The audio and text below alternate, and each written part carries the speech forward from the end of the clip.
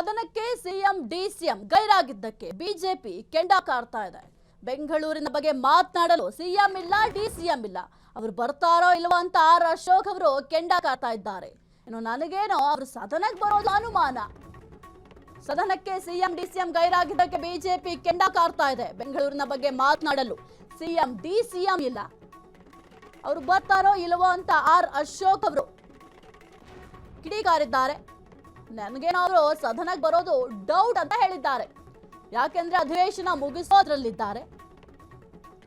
Siddaramaiah, DK Shivakumar ಅವರ ವಿರುದ್ಧ R Ashok ಅವರು ವಾಗ್ದಾಳಿಯನ್ನ ನಡೆಸಿದ್ದಾರೆ. ಇನ್ನು ಸಿದ್ದರಾಮಯ್ಯ ಸರ್ಕಾರದ ವಿರುದ್ಧವಾಗಿ ಆರ್ ಅಶೋಕ್ ಅವರು ವಾಗ್ದಾಳಿ ಕೂಡ ನಡೆಸಿದ್ದಾರೆ. ಸದನಕ್ಕೆ ಅವರು ಬರೋದು ಬಹುತೇಕ ಡೌಟು. ಸಿಎಂ ಡಿಸಿಎಂ ಇಬ್ಬರು ಕೂಡ ಸದನಕ್ಕೆ ಬಂದಿಲ್ಲ. ಹಿಂಗಾದ್ರೆ ಸದನವನ್ನ ಹೆಂಗ್ ನಡೆಸೋದು ಅಂತ ಪ್ರಶ್ನೆ ಮಾಡಿದ್ದಾರೆ. ಅದೇ ಪ್ರಶ್ನೆಯನ್ನ ಈಗ ಆರ್ ಅಶೋಕ್ ಅವ್ರನ್ನ ನಾವು ಕೇಳ್ತೀವಿ. ಓಕೆ, ಹೌದು, ಸಿಎಂ ಡಿಸಿಎಂ ಬಂದಿಲ್ಲ ಅನ್ನೋದು ಹೌದು, ತಪ್ಪಾಗುತ್ತೆ. ಯಾಕೆಂತಂದ್ರೆ ಸದನ ಮಾಡಬೇಕು ಅಂತಂದ್ರೆ ಆಡಳಿತ ಪಕ್ಷದ ನಾಯಕರು ಇರಲೇಬೇಕು. ಯಾಕೆಂದ್ರೆ ಆಡಳಿತ ಪಕ್ಷವನ್ನ ಪ್ರಶ್ನೆ ಮಾಡೋದು, ಹಾಗಾಗಿ ಆಡಳಿತ ಪಕ್ಷದ ನಾಯಕರು ಇರಲೇಬೇಕು, ಅದು ಹೌದು. ಅದರ ಜೊತೆಗೆ ರಾಜ್ಯಾಧ್ಯಕ್ಷರಾಗಿರುವಂತಹ ವಿಜಯೇಂದ್ರ ಅವ್ರು ಎಲ್ಲಿ ಹೋದ್ರು, ಅವ್ರು ಯಾಕೆ ಸದನಕ್ಕೆ ಬಂದಿಲ್ಲ, ಈ ಒಂದು ಪ್ರಶ್ನೆಗೂ ಕೂಡ ಆರ್ ಅಶೋಕ್ ಅವರು ಉತ್ತರವನ್ನ ಕೊಡಬೇಕಾಗುತ್ತೆ. ಜೊತೆಗೆ ಈಗ ಸಿದ್ದರಾಮಯ್ಯ ಮತ್ತೆ ಡಿಕೆ ಶಿವಕುಮಾರ್ ಅವರ ವಿರುದ್ಧವಾಗಿ ಈಗ ಆರ್ ಅಶೋಕ್ ಅವರು ಗುಡುಗಿದ್ದಾರೆ.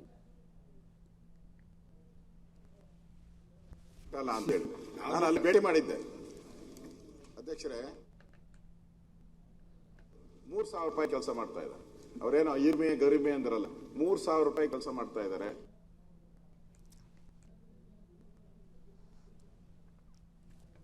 ಇನ್ನು ಸದನದಲ್ಲಿ ಗಮನಿಸ್ತಾ ಇದ್ದೀರಾ, ಕೇವಲ ಸದನ ಅಂದ್ರೆ ಯಾವ ರೀತಿ ಆಗ್ಬಿಟ್ಟಿದೆ ಈಗ ಅಂತಂದ್ರೆ, ಬಿಜೆಪಿ ಅವರ ವಿರುದ್ಧವಾಗಿ ಕಾಂಗ್ರೆಸ್ನವರು ಮಾತನಾಡ್ತಾರೆ, ಕಾಂಗ್ರೆಸ್ನವರ ವಿರುದ್ಧವಾಗಿ ಬಿಜೆಪಿ ಅವರು ಮಾತನಾಡ್ತಾರೆ. ಇದನ್ನ ಹೊರತುಪಡಿಸಿ ಏನ್ ಮಾತನಾಡ್ತಾ ಇದ್ದೀರಾ? ಜೊತೆಗೆ ಯಾವ ಯೋಜನೆಗಳು ಎಷ್ಟರ ಮಟ್ಟಿಗೆ ಅನುಷ್ಠಾನ ಆಗಿದೆ, ಜೊತೆಗೆ ಯಾವ ಯೋಜನೆಗಳನ್ನ ಜಾರಿ ಮಾಡಬೇಕು, ಜಾರಿ ಮಾಡಿದ್ರೆ ಜನಸಾಮಾನ್ಯರಿಗೆ ಯಾವ ರೀತಿ ಅನುಕೂಲ ಆಗುತ್ತೆ. ಒಂದು ಯೋಜನೆ ಜಾರಿ ಮಾಡ್ಬೇಕಂತಂದ್ರೆ ಪರ ವಿರೋಧ ಚರ್ಚೆಗಳು ಕೂಡ ಆಗುತ್ತೆ, ಜೊತೆಗೆ ಅನುಕೂಲ ಕೂಡ ಇರುತ್ತೆ, ಅನಾನುಕೂಲ ಕೂಡ ಇರುತ್ತೆ. ಇದನ್ನ ಎಷ್ಟರ ಮಟ್ಟಿಗೆ ನೀವು ಆ ಒಂದು ಸದನದಲ್ಲಿ ಚರ್ಚೆ ಮಾಡಿದ್ದೀರಾ? ಇದ್ಯಾವುದನ್ನು ಕೂಡ ಚರ್ಚೆ ಮಾಡ್ತಾ ಇಲ್ಲ. ಕೇವಲ ಸಿಎಂ ಬದಲಾಗ್ತಾರಂತೆ, ಡಿಕೆ ಶಿವಕುಮಾರ್ ಅವರು ಸಿಎಂ ಆಗ್ತಾರಂತೆ, ಜೊತೆಗೆ ಸಚಿವ ಸಂಪುಟ ಪುನರಚನೆ ಆಗತ್ತಂತೆ, ಎಷ್ಟೋ ಜನ ಸಚಿವರ ಕೈ ಬಿಟ್ಬಿಡ್ತಾರಂತೆ, ಹೊಸಬರಿಗೆ ಮಣೆ ಹಾಕ್ತಾರಂತೆ. ಇದನ್ನೇ ಚರ್ಚೆ ಮಾಡ್ತಾ ಇದ್ದಾರೆ. ಜೊತೆಗೆ ಇನ್ನು ಬಿಜೆಪಿ ವಿಚಾರಕ್ಕೆ ಬರೋದಾದ್ರೂ ಅಷ್ಟೇ, ರಾಜ್ಯಾಧ್ಯಕ್ಷರ ಬದಲಾವಣೆ ಮಾಡ್ತಾರೆ. ಕೇವಲ ಈ ಒಂದು ಬದಲಾವಣೆಯ ವಿಚಾರವಷ್ಟೇ ಚರ್ಚೆ ಆಗ್ತಾ ಇದೆ ರಾಜಕೀಯ ವಲಯದಲ್ಲಿ. ಜನರ ಗೋಳು ಕೇಳೋರಿಲ್ಲ. ದಿನ ಬೆಳಗಾದ್ರೆ ಜನರು ಗೋಳಾಡ್ತಾ ಇದ್ದಾರೆ. ಇನ್ನು ಇಂದಿರಾ ಕ್ಯಾಂಟೀನ್, ಸಿದ್ದರಾಮಯ್ಯ ಅವರ ಕನಸಿನ ಯೋಜನೆ, ಎಷ್ಟು ಒಂದು ಕನಸಿನ ಯೋಜನೆ ಇಂದಿರಾ ಕ್ಯಾಂಟೀನ್ ಎಷ್ಟು ಜನರಿಗೆ ಈಗ ಲಾಭ ಆಗ್ತಾ ಇದೆ, ಎಷ್ಟು ಜನರು ಅದು ಒಂದು ಸದುಪಯೋಗನ ಪಡ್ಕೊಳ್ತಾ ಇದ್ದಾರೆ. ಎಷ್ಟೋ ಇಂದಿರಾ ಕ್ಯಾಂಟೀನ್ಗಳು ಮೂಲೆ ಗುಂಪಾಗಿದೆ, ಎಲ್ಲ ಬಾಗಿ ಹಾಕಿದ್ದಾವೆ. ಅಂತಹ ಪರಿಸ್ಥಿತಿ ಇದೆ. ಆಗ್ತಾ ಇತ್ತು. ಆ ಒಂದು ಯೋಜನೆ ಏನಾಯ್ತು? ಇದ್ಯಾವುದು ನಿಮಗೆ ಬೇಕಾಗಿರೋದು? ಈಗ ಬಾಗಲಕೋಟೆ ಕ್ಷೇತ್ರ, ದಾವಣಗೆರೆ ಕ್ಷೇತ್ರ ಪ್ರತಿಷ್ಠೆಯಾಗಿ ತೆಗೆದುಕೊಂಡಿದ್ದೀರಾ.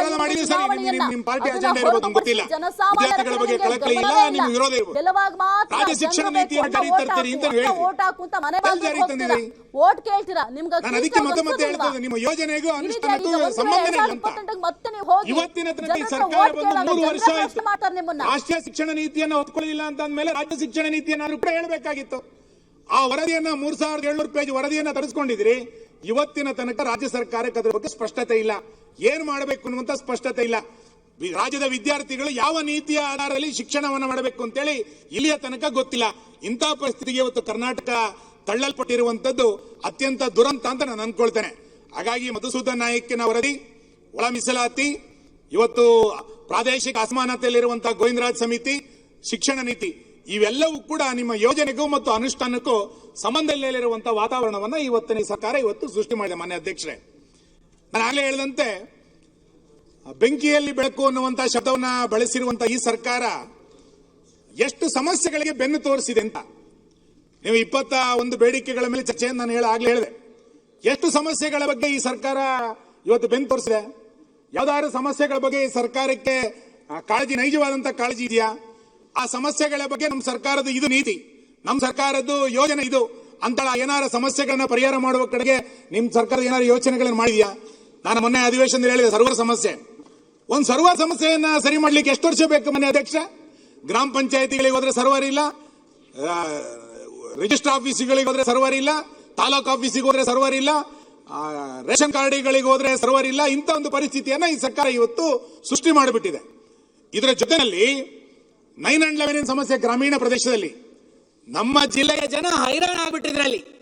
ನಾವು 11-12 ಜನ ಶಾಸಕರ ಮೀಟಿಂಗ್ ಮಾಡಿದ್ದು.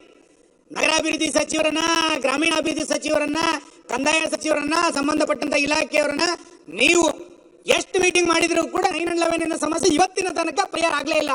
ಜನ ಮನೆ ಕಟ್ಕೊಳ್ಬೇಕು, ನನ್ನ ಜಾಗವನ್ನ ರೆಕಾರ್ಡ್ ಮಾಡಿಕೊಳ್ಬೇಕು ಅಂತಂದ್ರೆ ಇವತ್ತಿನ ತನಕ 9/11 ಸಮಸ್ಯೆ ಬಗೆಹರಿಸಲಾರಂತ ಪರಿಸ್ಥಿತಿಗೆ ಈ ಸರ್ಕಾರ ಬೆನ್ನು ತೋರಿಸಿದೆ. ಬೆಂಗಳೂರಿನ ಓಸಿ ಸಮಸ್ಯೆ, ನಾನೇ ಮಂತ್ರಿ ಆಗಿದ್ದಾಗ ಓಸಿಗೆ ಪರ್ಮಿಷನ್ ಅನ್ನು ಕೊಟ್ಬಿಟ್ಟಿದ್ವಿ. ಈಗ ಕೋರ್ಟ್ ಆರ್ಡರ್ ಅಂತ ಅನ್ಕೊಂಡು ಆ ಓಸಿ ಸಮಸ್ಯೆಯನ್ನು ಸೃಷ್ಟಿ ಮಾಡಿ ಆ ಬೆಂಗಳೂರಿನ ಸಮಸ್ಯೆ ಬಂದಾಗ ನಮ್ಮೆಲ್ಲ ಶಾಸಕರು ಮಾತಾಡಿದ್ರು. ಎಷ್ಟು ಲಕ್ಷ ಜನರಿಗೆ ಇವತ್ತು ಸಮಸ್ಯೆ ಆಗಿದೆ. ಸರ್ಕಾರ ಇದನ್ನು ಪರಿಹಾರ ಮಾಡಬೇಕು ಅಂತ ಹೇಳಿ ನಿಮ್ಗೆ ಏನಾದ್ರು ಅನ್ಸಿದ್ಯಾ?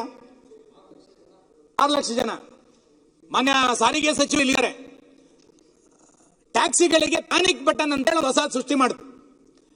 ಯಾರು ಟ್ಯಾಕ್ಸಿಗಳಿಗೆ ಹೋಗ್ತಾ ಇದ್ರೆ ಏನಾದ್ರು ಪ್ಯಾನಿಕ್ ಆದ್ರೆ ಅದು ಬಟನ್ ಒತ್ತಬೇಕು, ಅದು ಪೊಲೀಸ್ ಸ್ಟೇಷನ್ ರಿಂಗ್ ಹೋಗಬೇಕು ಅಂತ ಹೇಳಿ ಒಂದು ಹೊಸ ತಂದೇನೆ ಬಟನ್ ಇರ್ಬೋದು. ಸಾರ್ವಜನಿಕ ದೃಷ್ಟಿಯಿಂದ ಒಳ್ಳೆಯ ವಿಷಯನೇ ಇರ್ಬೋದು.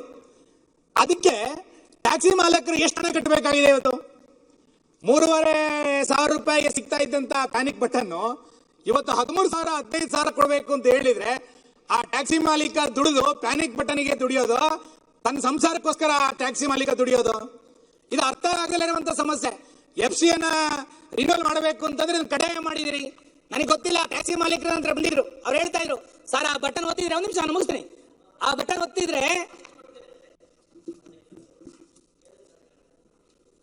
ಕೇಂದ್ರ ಸರ್ಕಾರದ ನೀತಿ 3,500ರಿಂದ 10,000ವರೆಗೂ ಇದೆ. ಕೇಂದ್ರ ಸರ್ಕಾರದ ನೀತಿ ಅದು ಥ್ರೂಔಟ್ ಇಂಡಿಯಾ ಇದೆ. ಅದು 3,500ದಿಂದ ಬಸ್ಸಸ್ಗೆ 10,000 ರೂಪಾಯಿಗೂ ಆಗುತ್ತೆ, ಟ್ಯಾಕ್ಸಿಗೆ ಅದು ಆಗೋದಿಲ್ಲ, 10,000 ರೂಪಾಯಿವರೆಗೂ ಆಗುತ್ತೆ. ಆಮೇಲೆ ಅದ್ರ ಮೇಲೆ ಕೋರ್ಟ್ಗೂ ಹೋದರು. ಆಮೇಲೆ ಕೋರ್ಟ್ ಏನು ಮಾಡಿದ್ರು, ಡೈರೆಕ್ಷನ್ಸ್ ಕೊಟ್ಟರು ಕಮಿಷನರ್ಗೆ. ಡೈರೆಕ್ಷನ್ಸ್ ಕೊಟ್ಟು ಅವ್ರನ್ನೆಲ್ಲ ಕೂಡ ಕರೆದು ಮಾತಾಡಿ ಅಂದರು. ಆ ಕಮಿಷನರು ಮತ್ತು ಅವರು ಕೂತು ಮಾತಾಡಿ ಆ ರೇಟ್ಗೆ ಎಲ್ಲರೂ ಕೂಡ ಒಪ್ಕೊಂಡಿದ್ದಾರೆ. ಅಧ್ಯಕ್ಷರೇ, ಪ್ಯಾನಿಕ್ ಬಟನ್ ನೀತಿಯನ್ನು ನಾನು ವಿರೋಧಿಸ್ತಿಲ್ಲ. ಒಂದು ಸಾರ್ವಜನಿಕ ದೃಷ್ಟಿಯಿಂದ ಒಳ್ಳೆಯದಾಗಿರ್ಬೋದು. ಆದ್ರೆ ಸರ್ಕಾರಕ್ಕೊಂದು ನಿಲುವು ಬೇಕಲ್ಲ. ಒಬ್ಬ ಪ್ಯಾನಿಕ್ ಬಟನ್ ಹಾಕ್ಲಿಕ್ಕೆ 13,000 15,000 ರೂಪಾಯಿದನ್ನ ಕೊಡಬೇಕು. ಕ್ಷಣ ಕ್ಷಣದ ಸುದ್ದಿಗಳಿಗಾಗಿ ಫ್ರೀಡಂ ಟಿವಿ ಸಬ್ಸ್ಕ್ರೈಬ್ ಮಾಡಿ, ಲೈಕ್ ಮಾಡಿ ಹಾಗೂ ಫಾಲೋ ಮಾಡಿ. ಹೊಸ ಸುದ್ದಿಗಳ ನೋಟಿಫಿಕೇಶನ್ಗಾಗಿ ಬೆಲ್ ಐಕಾನ್ ಮೇಲೆ ಕ್ಲಿಕ್ ಮಾಡಿ.